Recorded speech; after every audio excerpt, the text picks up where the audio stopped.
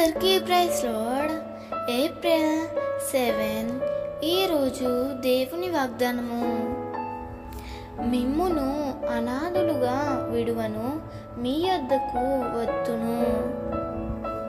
యోహాను సువార్త 14వ అధ్యాయము 18వ వచనము.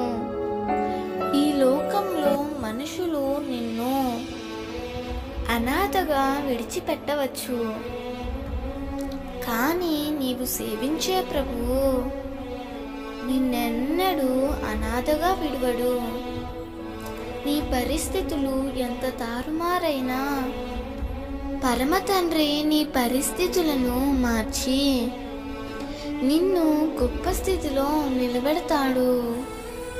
ఆనాడు ఎస్తేరు తల్లిదండ్రులు లేని అనాథగా ఉన్న ఆమెను అలాగే విడిచిపెట్టలేదు, కానీ ఆమెను ఆదుకొనుటకు మొర్దెకాయిని సిద్ధపరిచాడు.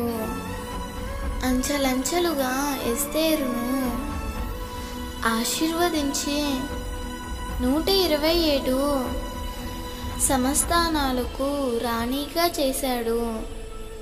నీ ప్రభు ఎంత గొప్పవాడో ఈ సందర్భం చూస్తే అర్థమవుతుంది కదా. నమ్మి విశ్వసించి ధైర్యంగా విశ్వాస జీవితంలో ముందుకు సాగిపో.